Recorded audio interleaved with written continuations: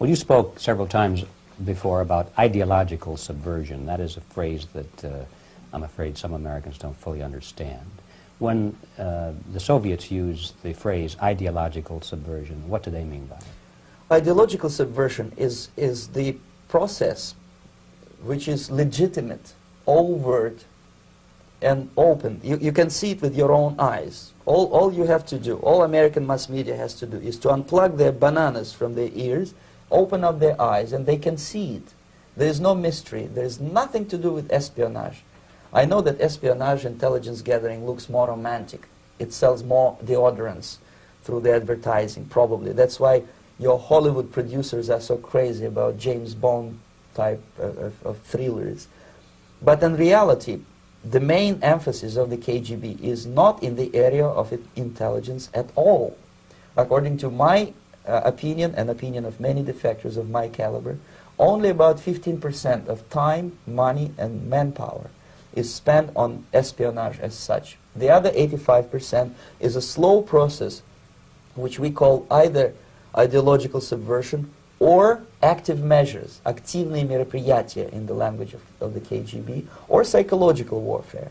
What it basically means is to change the perception of reality of every American to such an extent that despite of the abundance of information, no one is able to come to sensible conclusions in the interests of defending themselves, their families, their community, and their country.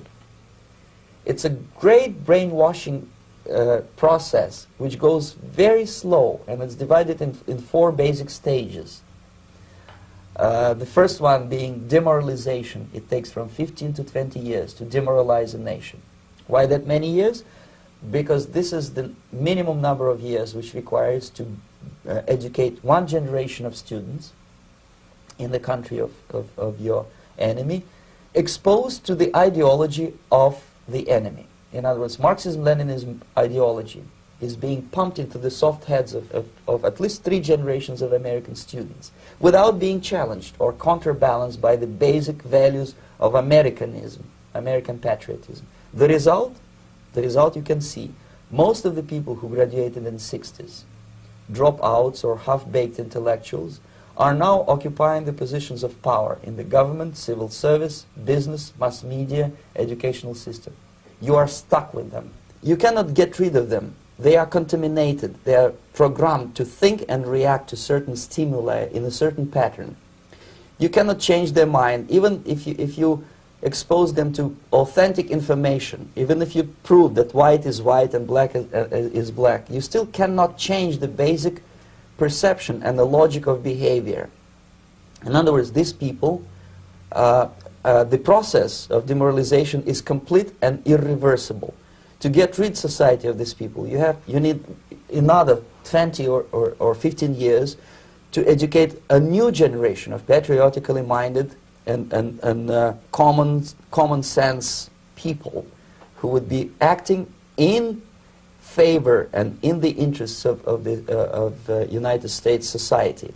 And yet these people who've been programmed and, as you say, in place, and Yes. who are favorable to an opening with the Soviet concept, these are the very people who would be marked for extermination in this country? Most of them, yes. Simply because the psychological shock when they will see in future what the beautiful society of equality and social justice means in practice, obviously they will revolt. They will be very unhappy, frustrated people. And the Marxist-Leninist regime does not tolerate these people. Obviously they will join the links of dissenters, dissidents. Unlike in present United States, there will be no place for dissent in future Marxist-Leninist America. Here you can get popular like Daniel Ellsberg and filthy rich like Jane Fonda for being dissident, for criticizing your Pentagon. In future, these people will be simply squashed like cockroaches. Nobody is going to pay them nothing for their beautiful, noble ideas of equality. This they don't understand, and it will be greatest shock for them, of course. The demoralization process in the United States is basically completed already. For the last 25 years, Actually, it's overfulfilled, because demoralization now reaches such areas where previously not even Comrade Andropov and all his experts would even dream of such a tremendous success. Most of it is done by Americans to Americans, thanks to lack of moral standards. As I mentioned before, exposure to true information does not matter anymore. A person who was demoralized is unable to assess true information. The facts tell nothing to him. Even if I shower him with information, with authentic proof, with documents, with pictures, even if I take him by force to the Soviet Union and show him concentration camp, he will refuse to believe it until he is going to receive a kick in his fat bottom.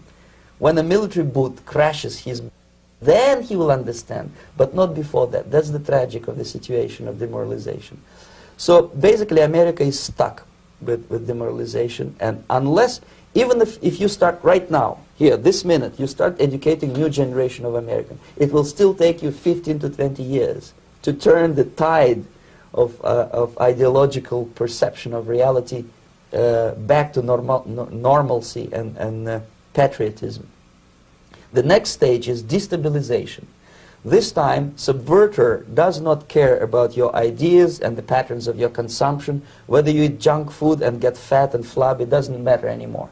This time, and it takes only from 2 to 5 years to destabilize a nation, what matters is essentials: economy, foreign relations, defense systems.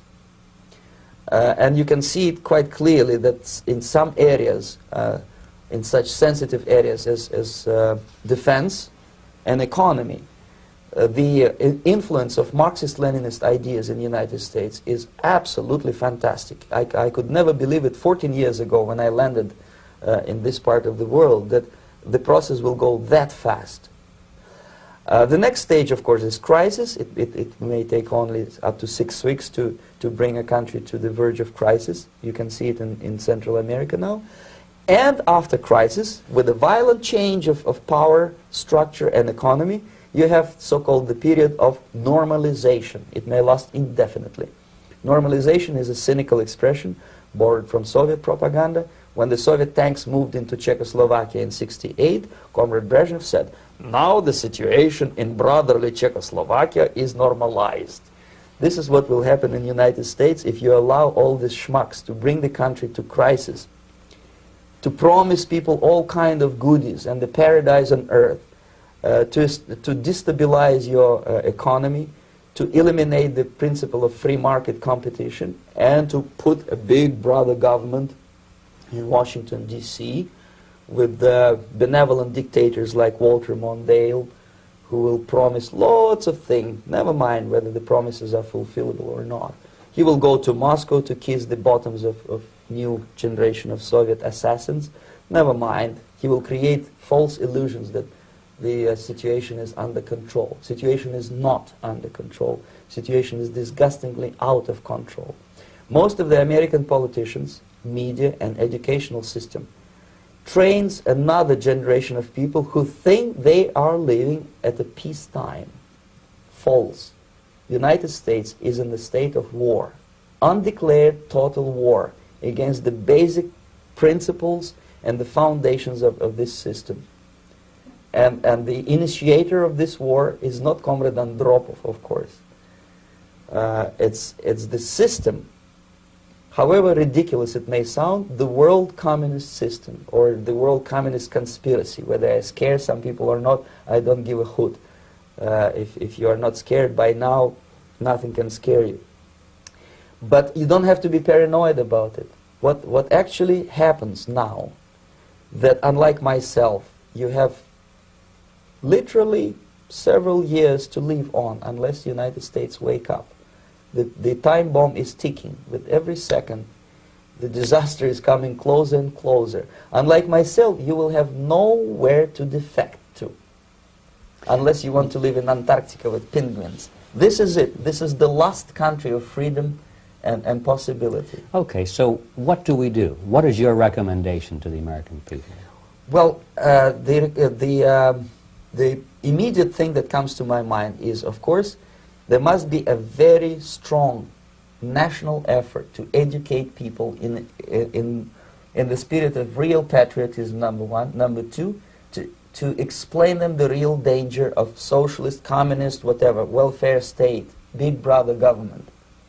If people will fail to grasp the impending danger of that development, nothing ever can help United States. You may kiss goodbye to your freedom, including freedoms to homosexuals, to prison inmate. All this freedom will vanish, evaporate in 5 seconds, including your precious lives. The second thing, the moment at least part of United States population is convinced that the danger is real, they have to force their government. And I'm not talking about sending letters, signing petitions, and all this beautiful, noble activity. I'm talking about forcing United States government to stop aiding communism. Because there is no other problem more burning and urgent than to stop the Soviet military-industrial complex from destroying whatever is left of the free world. And it is very easy to do. No credits, no technology, no money, no political or diplomatic recognition, and of course no such idiocy as grain deals to USSR. The Soviet people, 270 millions of Soviets, will be eternally thankful to you if you stop aiding a bunch of murderers who sit now in Kremlin and whom President Reagan respectfully calls government. They do not govern anything, least of all such complexity as the Soviet economy. So basic, two very simple, maybe too simplistic answers or solutions, but nevertheless they are the only solutions. Educate yourself, understand what's going on around you. You are not living at the time of peace. You are in a state of war, and you have precious little time to save yourself. You don't have much time, especially if you are talking about young generation. There's not much time left for convulsions